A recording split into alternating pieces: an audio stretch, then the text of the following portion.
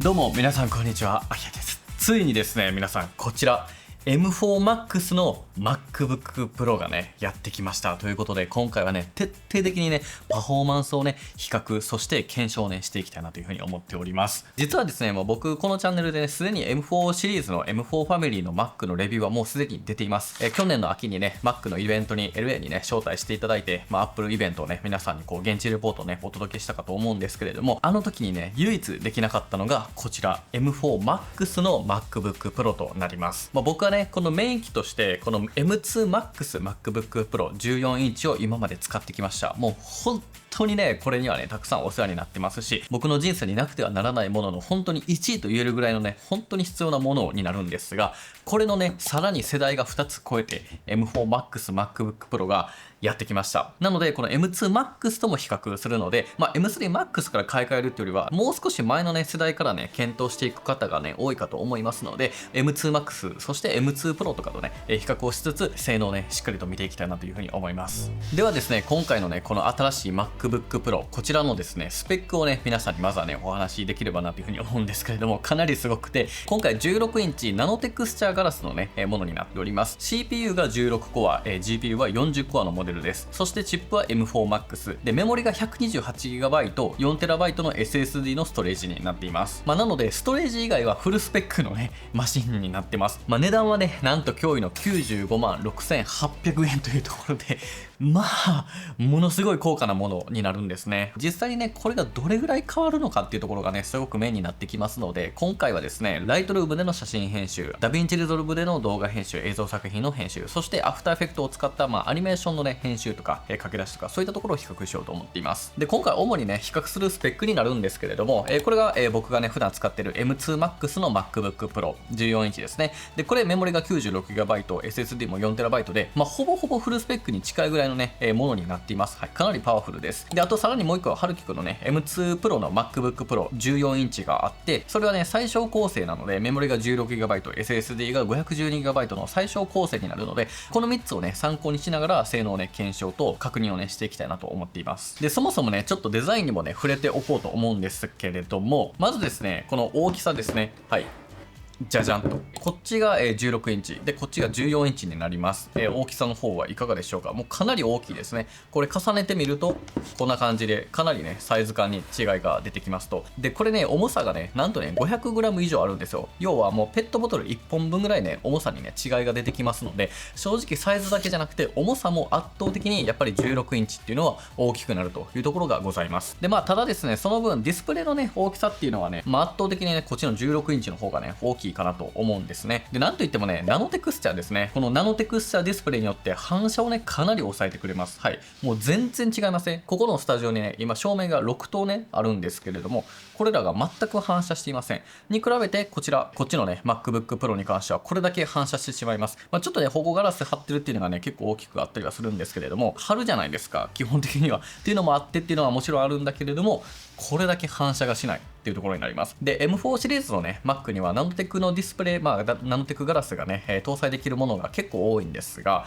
僕は MacBook Pro ならいいと思います。iMac とかはね若干改造感がっていう時があったりするので、iMac は基本的には室内でね使うことになるので、この外に持ち運ぶこの MacBook こそナノテクを持っておくっていうのはめちゃくちゃいいと思います。でちなみにナノテクにはねナノテク専用のね吹くものがあるので、これでやらないといけないというね一応推奨があるので、ちょっとその辺はねあったりはするんですけれども、このナノテク慎重にね扱う必要はあるんだけれども、かなりですね反射を低減させてくれるので僕はね結構いいと思います。でカラーはスペースブラックになっています。はい、めちゃくちゃかっこよくて、僕はねこれシルバーのねものになるんですけれども、この辺はお好みで、選んだらいいかなと思います。個人的にはねやっぱりシルバーの方がアップルさがあって僕はね好きではあります。はい、というわけでそれでは皆さんお待たせいたしました。ここからはですね実際にねパフォーマンスをね確認していきたいなというふうに思います。まずはですねベンチスコアからねしっかりと見ていこうと思います。今回の M4Max MacBook Pro は、CPU、GPU ともにこのような結果となりました。やっぱりですねこのねパフォーマンスが一番ね M4Max がいいっていうのはもちろんあるんだけれども、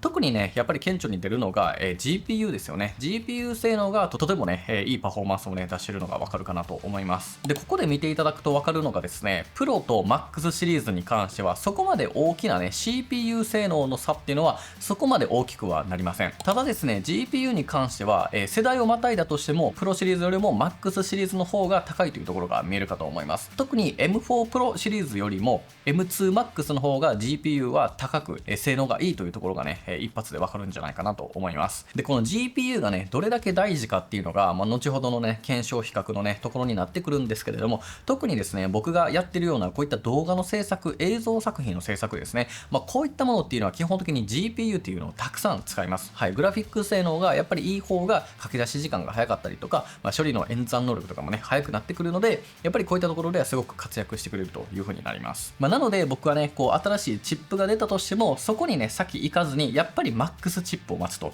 いうところになるので、僕はね、M1MAX、M2MAX と使ってきて、やっとね、M4MAX をね、使うというところになるので、この MAX シリーズっていうところがいかに大事かっていうのは、まずね、皆さんにお伝えしておこうかなという風に思います。続いてもう一つ大事なのが、SSD の速度についてもね、いろいろとね、計測をしてみました。M4MAX と M2MAX に関しては、それぞれもう両方ともめちゃくちゃ速くて、タイミングによってはもう7000メガをね、超えるぐらいの本当にね、高速な、処理速度になっていました。ただ一方で M2 Pro の最小構成のモデルであれば、書き込み、読み込み、それぞれ3000に届かないぐらいのね、数値という風になりますので、やっぱり SSD のね、速さっていうのも大きくね、変わってくるのが伝わるかと思います。で、一つ大事なところとしては、これ M2 でのね、話にはなるんですが、最小構成の 512GB SSD のものと 1TB、1個上の 1TB SSD のものであれば、512と 1TB で速度の速さっていうのが変わってくるんですよね。なので僕は MacBook Pro を選ぶ際に、できれば 1TB のね、ストレージにしておいた方が、やっぱり速度を速く、ちょっとこれ M4 のね、シリーズではね、検証ができてないんですが、ただね、最小とその1個上っていうので、MacBook Air とかもね、ちょっと違いが出てきたりするので、より多くのパターンで最小とそれ以上のね、SSD で若干速度がね、変わってくる可能性が結構あるので、僕としては最小っていうのは避けて、やっぱ SSD は1個上げて、最低 1TB にした方が、そもそも使いやすさっていうところでもいいので、僕はね、そこをお勧めしたいなと思っています。で、基本的にね、この MacBook Pro の内蔵のストレージっていうのはもうめちゃくちゃ速いんですよ。で、このね、速さがどれくらい速いのかっていうのを、普段使っているような SSD とね、比較をしてみたいと思います。例えば、たくさんの方が持っているサンディスクの SSD ですね。こちらは僕もね、所有していますが、これ 4TB SSD のものであったとしても、書き込み、読み込み速度ともに、基本的には1000もいかないぐらいのね、数値という風になります。秒間ね、1GB もね、転送することはできませんので、早いっちゃ早いんですけれども、内蔵に比べたら全然ですよね。で、NEXTRAGE の 2TB SSD も同様で、サンディスクよりも少し実測値はね、遅いような結果となりました。このように内蔵と外付けっていうので、速さがね、7倍ぐらい変わってくるというところがかなりね、大きなポイントになります。なので、一概に外付けの SSD をね、たくさん用意しておけばいいという話ではなくて、内蔵の SSD でたくさんカスタムをしておくと、やっぱり速度というところでかなりね、大きな利点というのが出てくるんじゃないかなと思います。ただですね、今回からサンダーボルト5というね、新しい規格、USB-C のね、規格がね、搭載されております。採用されています。で、ここでサンダーボルト5の SSD のね、皆さん威力を知っているでしょうか？僕ですね、最近 OWC さんというね、メディアのね、メーカーさんに少し、こちらの SSD をね、お借りしていたタイミングがありました。もうちょっと今返却をね、してしまってるんですけれども、この SSD ね、なんとね、実測値で 5000MB/s ぐらいは出るんですよ。これすごくないですか？サンダーボルト4とか5とかいろいろと規格はあるものの、ここから先はね、よりこう速いね、SSD というのもね、出てくるかなというところがあったりするので、このね、M4Max MacBook Pro に関してはサンダーボルト5にもね、対応しているような、そういったね、モデルになりますので、少し前よりはね、こう SSD の選択肢っていうのは、実際には増えているんじゃないかなというふうには思います。それではですね、実際のね、パフォーマンスをね、チェックしていきたいなというふうに思います。では、まずは Lightroom 写真編集でのね、パフォーマンスを見ていきたいなというふうに思います。はい、今回ですね、僕このように、ちょっとドバイにね、行った時の写真をね、ざっくり全部出してみました。で、これら全て編集をしておりまして、人に対してはマスクもかけているし、ビネットとかもいろんな細かい調整とか、粒子をつけたりとか、結構いろんなね、調整を行っております。で、しかもこの素材は全てハッセルブラッドの1億画素のデータになります。1枚の写真データにつき 200MB ぐらいの容量がありますので、かなりヘビーなね、編集となります。プレビューであったりとか、その辺のね、はい、速度感っていうのは全然問題なく、速いね、速度にできるかなというところで、実際にこのように、はい、変えても、はい、全然速度はね、もたつかなく余裕でできるかなといったところになります。で、写真編集でね、よく使いたい機能としては、まずノイズリダクションがあったりしますね。Lightroom のノイズリダクションかなり優秀なんですが、少しそれをね、僕のこの M2Max のね、方とも比較をしたいと思います。ノイズリダクションをね、一斉にかけてみます。1枚に対して適用量25でいきます。用意ドン。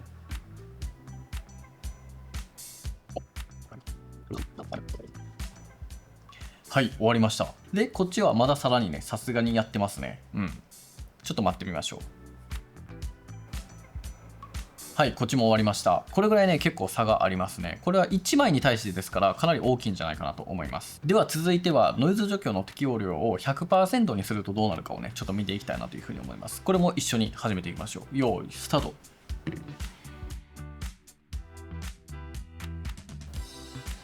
はい、終わりました。ちょうどですね、本当にちょうど M4MAX の方は40秒でしっかりと終わりました。はい、終わりました。こちらがですね、64秒となりますので、なので、大体 1.5 倍までいかないけど、でも 1.4 倍とか、それぐらい早いのが、この M4MAX というところになりますね。これは結構ね、写真1枚1枚に対しての時間になるので、かなり大きな差なんじゃないかなと思います。はい、では続いてはですね、書き出しのね、比較をしたいと思うんですが、これも実際にやってきました。今回、このプロジェクト、560枚もあるハッスルブラッドの1億画素のデータ、そして全てに対して色の編集をしていて、マスクもしている、粒子を足したりとか、細かな調整をしているこのプロジェクトで全ての写真を書き出しました。両方でやった結果がこちらです。M4MAX は43分36秒で完成しました。で M2MAX は66分55秒で書き出しを終えるという風な結果となりました。いかがでしょうか。M4MAX でもね、ここまでかかるというぐらいもう高負荷っていうのがね、まずわかると思うんですけれども、でもやっぱりこれぐらいね、高負荷な作業、そして大量の写真を書き出す、そして画素数の多いね、データを扱うとかなると、より差が出てきてですね、大体ね、2倍まではね、やっぱり速さっていうのはいかないかなと思うんですが、この場合だったら23分ぐらい短縮できるというところになるので、やっぱ大きなね、差にはなるんじゃないかなというふうに思いますね。はい、このようにね、写真の編集のパフォーマンスってところがね、大体見えてきたかと思うんですけれども、ここからですね、動画の編集ですよね。映像だとどうなっていくかっていうのをね、見ていきたいと思うんですが、その前にですね、このビデオのね、スポンサーであるアートリストをね、紹介させてください。皆さん、アートリストはね、ご存知でしょうか。もうたくさん、もう本当にね、たくさんね、僕紹介してると思うんですけれども、著作権フリーのね、楽曲とかサウンドエフェクト、そしてテンプレート、プラグイン、ラットとかボイスオーバーとかね、そういったものをすべて無制限でダウンロードができるサイトとなっています。しかもこれらすべて著作権フリーになりますので、商用利用も可能だったりとか、こういった YouTube でのね、使用とかそういったところで活用することができます。はい、実際にね、アーティストはこのようなね、ものになっています。音楽とか、サウンドエフェクトとか、このようなところからすべてアクセスをして無制限にね、ダウンロードしていくことができるようになっています。で、最近ですね、ラットが追加されました。これすごく良くてですね、いろんなこうラットを確認して、それぞれのね、ビフォーアフターを確認することができます。例えばここからね、サーチができるんですけど、シネマティック、そしてトーンは例えばドラマチックで、検索をかけるとそういったトーンが出てきますと。で、そこで気になったものを表示させてですね、でこのビフォーアフターというものをそれぞれの上のね、シーンのクリップに合わせて確認をすることができます。これとかすごくいいですよね。ちょっとシネマライクな感じで、この室内のパターンだとこれがこういう風になるという風になりますので、かなりいいですよね。で、これが気に入ったなと思えば、このダウンロードボタンを押すだけで保存ができるという風になりますので、めちゃくちゃ簡単にね、ダウンロードをすることができるようになっています。で、実際にね、例えばダヴィンチリゾルブとかであれば、ここのカラーマネジメントから、このラットフォルダを開くというところで、このようにラットのね、フォルダを出すことができます。で、ここで、例えばですけど、このアートリストというフォルダをね、作ってあげて、このように作ってあげて、で、そこにダウンロードしたものを読み込ませると。で、さらに、ここのね、リストを更新してあげると、これでダヴィンチリゾルブの中にラットが入りますので、ちょっと見てみようと思うんですが、このラットの中からアートリストラットで今ダウンロードしたこれですね。これを適用すると。で、これ適用してもね、ちょっとあんまりうまくならないと思うんですが、これは基本的にログのものに対して当てるものではないんですよね。なので、ある程度色を戻した状態のものに当ててあげるのがベストになりますので、ちょっとこのようにざっくり戻した状態のものに当てるとより世界観がつくという風になります。ちょっと分かりにくいんで他で見ると、例えばこのねクリップとかは Osmo Pocket 3で撮ってますので、もうログでも何でもないです。なのでこういったものに当てるとより簡単にこういう風に色がつきます。で、ちょっと強弱を変えたければ、ここの吸出力を上げ下げするといい感じになります。で、こういったものがこれ全てアートリストラットになるんですけど、これめちゃくちゃ良くないですか。この辺とかもいいし、ちょっと強くねつく場合はね調整は必要になりますが、はい、こういう風にねやってあげるとよりですね映像作品がが、自分のオリジナリティが生まれて楽しくなるかと思います。で、他にもね、ボイスオーバーを使えば、ここでね、AI のボイスオーバーを出してくれますので、日本語にも対応してるけど、日本語はね、まだそこまで精度が良くないんですけど、英語とかいろんな言語で、ボイスオーバーをね、ここにいろんな英語をね、こんな感じで入力をしていけば、ここでジェネレートしてナレーションをね、出していくこともできて、今のところ現在では48種類のね、ボイスオーバーのパターンがあるので、男性の声、女性の声とかも選ぶことができたりするので、結構いろんなね、ことができるようなサイトになっています。もちろん効果音もね、サウンドエフェクトも選べたり、フッテージ、動画素材も選ぶことができるという風になりますので、全てじゃなくても、これ欲しいなっていうものがね、見つかるんじゃないかなと思います。はい。で、そんなね、アートリストのプライスになるんですが、このような形となっております。このアートリスト MAX っていうのがもう全部盛りのやつで、お得なものになってますね。僕は MAX でずっと使ってるんですけれども、ただ、例えばミュージックと SFX だけでいいよっていう方とか、あとはエアボイスオーバーだけでいい、フッテージとテンプレートだけでいいという方に向けて、それぞれ細かなね、ものとしても用意はされているというところになります。僕の中では SNS のコンテンツクリエイターであればこっちでもいいんですけど、基本的にはこっちで商用利用するっていうのがね、一番いいかなというふうに思いますので、エアボイスオーバーとかテンプレートとかいらない方は、ここが一番ね、ポピュラーではあるかなというふうに思います。ただもう全てをまるっといきたいという方は、アートリスト MAX を使えば、もう全部をね、使うことができますし、この金額は毎月になるので、全然めっちゃ高いんやけれども、でもその価値はあるかなというふうに思いますし、僕は実際にね、ヘビーユーザーっていうところでもうめちゃくちゃね、なくてはならないものではあるかと思いますので、もしね、まだ使ったことがないっていう方はね、ぜひね、概要欄のリンクからね、無料特典がついてきますので、ぜひね、使っていただければ嬉しいなというふうに思っております。それでは皆さんお待たせいたしました。次は動画のね、編集のパフォーマンスをね、しっかりとね、確認していけたらなというふうに思うんですけれども、まず見ていきたいのがこちらのプロジェクトですね。先日ですね、スバルさんのね、車に乗って iPhone だけでね、動画を撮影するというような企画に行ってきたと思うんですが、それのですね、YouTube のプロジェクトファイルになります。これ大体尺がだいたいね20分以上の尺になるんですが、これのねもう操作っていうかパフォーマンスはもう全然余裕で、何も困りません。これぐらいの YouTube のね編集のボリュームだと書き出し時間がねどれぐらいかっていうのをね計測をしてみました。やっぱりですね M4Max めちゃくちゃ速くて4分で終わりました。4分弱ですね。で M2Max も結構速くて7分台で M2 Pro もそんなに悪くなくて9分台で終わりました。正直この動画ね Osmo Pocket 3とあと iPhone だけの素材になるので iPhone はねプロレスになるので、結構ね編集はスムーズかなと思います。なのでね全体の書き出しはそこまでかかってはないものの、でもここでもねやっぱり差はね大きく開いてるかなと思います。でこのね書き出しに関しては全て内蔵の SSD でね行っています。内蔵の SSD にあるデータを内蔵の SSD の中に書き出しているという風になるので、これ全て MacBook 完結で全て行ったものになっています。なので結構ね速さっていうのも顕著にね出てるのかもしれません。で続いてはですねミュージックビデオのね編集だとどうなるかというところをね見ていこうと思います。このミュージックビデオね、僕が結構3年前ぐらいにね作ったこれ昔から見てくださってる方はね懐かしいと思うかもしれないんですが、これ 8K の60フレームの B ローブラックマジックロードね映像データとなります。なので、8K ロー映像なので、かなり重たいという風になりますし、素材量もかなりね、何テラとかいってるぐらいのね素材になります。でこれに関しては、カラーグレーディングの際に、ノイズリダクションをかけていたりとか、ミュージックビデオになるのでこのレイヤーがかなり重なるんですよね。このように1カメ2カメ3カメとかで、さらにインサートとか入ってくるのでかなりレイヤーが重なってきます。でこの状態だとさすがにこのようにちょっと当倍は難しいかなという風になります。ただいけるところはいけてると、24フレームそのまま回ってるところもあるし、長く使えばいけてたりとか、この卓上シーンに関してはノイズリダクション入れてるので重かったりいけたりみたいな感じですね。M4Max でもここまでになるとちょっとね重たくはなってくると、これに関してはねもうレイヤー重なりまくってるし、結構がっつりとねいろんな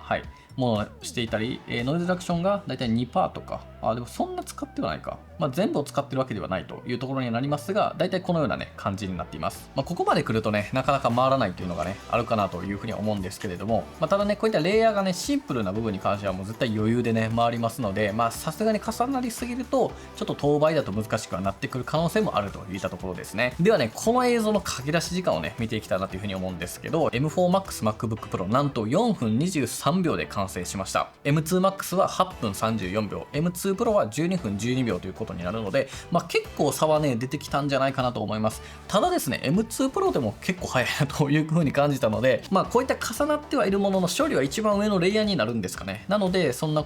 全体をやってるわけではないのかなという風に思うので、ここで分かることとしてはレイヤーはなるべくシンプルにそもそも作っていくのも大事なんじゃないかなという風にねちょっと感じたかなというところになります。はい、ではですね皆さん続いては僕がね最近本当に一番頑張って作ったね、ハッセルブラッドのレビュー動画あったじゃないですか。もうたくさんの方に見ていただいて、もうこれは映画だと言ってくれるぐらいね、もう本当に僕も作ってよかったなと、もうめちゃくちゃ頑張って、もう3ヶ月ぐらいでこればっかやってたんですけど、そのね、レビュー動画ですね、ハッセルブラッドのレビュー動画、このような映像たちになってて、ちょっとこういった特殊なところは、書き出したものをね、当てはめているものにはなるんですが、まあまあなボリュームでもう全部インサートも入って、ブワーってなってるような、この映像ですね。で、尺は35分ぐらいありますと。で、ちょっとね、一部ね、アニメーションとか文字のテキストアニメーションがプラグインの関係でね、できない場合があるので、ちょっとね、非表示にしている部分はあるんだけど、この35分のレビュー動画、もうフルレビュー動画で、めちゃくちゃ頑張った映像をちょっと書き出しをね、比較をしてみました。結果がこのような形となりました。これは2つの結果になりますが、M4MAX であれば10分4秒、M2MAX は14分14秒で完成するという風になりますので、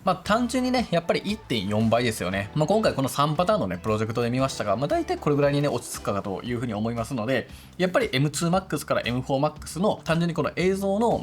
処理能力っていうのは約 1.4 倍向上してる。このようにね、言っても大丈夫なんじゃないかと言えるぐらいの結果とね、なってるんじゃないかなという風に思います。はい、それではですね、続いてアフターエフェクトのね、パフォーマンスを見ていきたいなという風に思います。最近僕のね、チャンネルでこのようなセンサーサイズを比較するようなアニメーションがね、あったかと思うんですが、実際にちょっとね、このメモリを最大限、このね、はい、アフターエフェクトの仕様のね、要所に当ててあげて、プレビューをしてみると、はい、やっぱり若干こんな感じかな。しっかりとこうレンダリングをしないとなかなか難しいところになっていますね。これがね、フル画質でね、もうスムーズにいくっていうことはね、基本的にはないと思うんですけれども、ちょっとこれをね、書き出しをね、比較をしてみたいなというふうに思います。実際、この辺はね、そこまで単純ではないんだけど、この後半のね、この辺の全体とか、ここの面がね、変わってくると、結構ね、処理が重たくなるような印象です。M4MAX MacBook Pro で8分28秒、M2MAX で13分25秒、そして M2 Pro に関してはメモリ不足でできませんでした。もうね、これ何回やってもちょっとエラーでね、できないんですよね。頑張ればね、できるかもしれないんですけど、何回かやってもね、ちょっと落ちてしまったりとか、もう結構止まっちゃうみたいになっちゃうので、このぐらいのね、感じになってくると、ちょっとプロモデルではしんどくなってしまうのかな。ちょっとね、他にもなんか原因がありそうな気はするんだけれども、ちょっと今回はね、いい結果っていうのはね、見れませんでしたね。このアニメーション自体はね、言うて30秒ぐらいのものにはなるんですけれども、でもね、実写映像よりかははるかにね、時間がかかって、やっぱり M2MAX、M4MAX というね、世代が2つ飛んでしまえば、ここまでね、大きく変わってくるというところがね、皆さんにもね、ご理解いただけたんじゃないかなと思います。はい、ということで皆さんいかがだったでしょうか。もうこの M4MAX のね、このパフォーマンス、だいぶとね、感じていくことがね、できたんじゃないかなというふうに思います。最後にですね、僕が14インチ、16インチどっちをお勧めするのか、そして MacBook Pro どういう風な、今買うならどれがいいのかっていうのをね、ちょっと僕なりのね、見解をお話しして終われたらなというふうに思っております。まずですね、この M4MAX の MacBook Pro を買うべき人っていうのは、もうマジで映像をバリバリやる人、そして写真も大量にやる人とか、やっぱ結局この書き出しとかグラフィック系のなんかこう性能をね、より重視する方はマジでいっちゃうのがいいと思います。ただですね、M5 がね、次の世代になるので、M3 Pro Max をね、使ってる方はね、ステイで全然いいと思うんですけど、M1、M2 の方は乗り換えても全然いいのかなというふうに思います。やっぱり世代は2つまたいくぐらいが、やっぱね、Mac は全然いいのかなと、より大きなね、差を感じれるんじゃないかなというふうには感じますね。で、今回の比較でね、感じていただいたのが、やっぱり Pro と Max の違いですね。やっぱりこう Max シリーズの方がもう書き出しとかそういったところはね、かなり早くなります。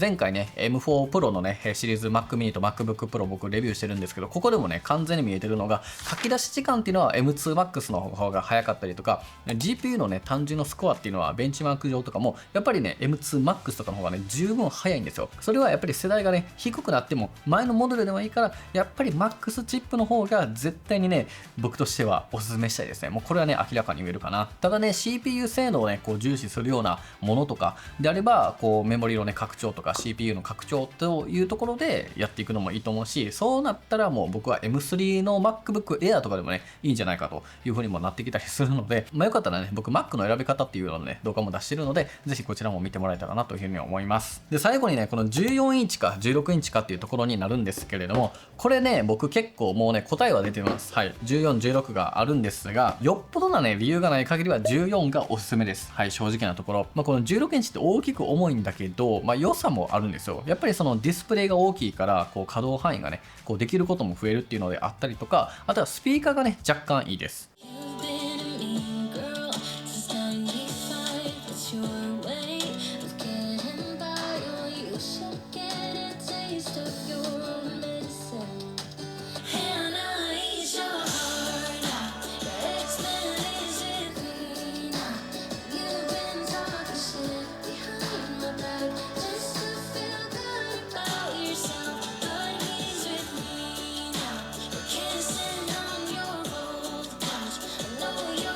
ただ16インチって結構デメリットが大きくて、というのも重さでこう飛行機のね持ち込み制限にかなりねこう支障が出てしまったりとか、あとはね新幹線とか、飛行機のテーブルとかにこれを置くともうねドリンクのホルダーが隠れちゃうぐらいにね大きいので、新幹線とかはねやっぱ14ぐらいじゃないとちょっとこの辺のこのカップ置きっていうのがね使えなかったりするとか、飛行機でね16は結構厳しいかな、特に LCC だったら結構諦めた方がいいんじゃないかレベルとかなっちゃってくるので、そういったね用途で使う。あとはカフェとかスタバとかで行った時に一人用のこうテーブル丸テーブルあるじゃないですか。ああいうところも16インチ置くとドリンク置けなかったりとかマジで全然あるので、その辺の使用感とかがかなり変わってくるっていうのがあるので、そこをねちょっと考えながら購入をね検討するっていうのがいいのかなというふうに思います。で、僕散々ね前モデルとか前の世代の方がいいよっていう話をしてるんですけれども、今売ってないやんかというところになるんですが、それね買う方法があるんですよ。それがアップルの認定整備済み品というところですね。ここでですね、アップルの、認定の中古みたいな、ほぼ新品同様のものになるんですけど、ここでね、買うとかなり安くて前の世代を買えたりするんですよね。ここで M3 のね、シリーズとか、あとは M2 シリーズも売ってたりするし、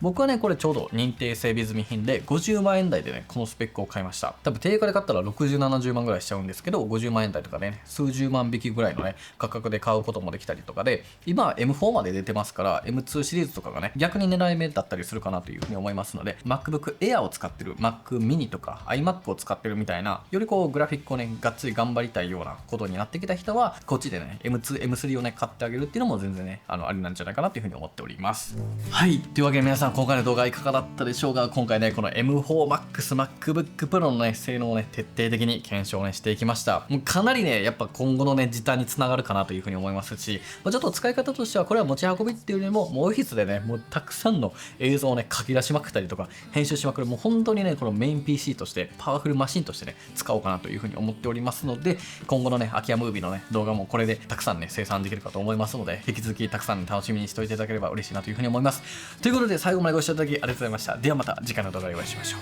バイバイ。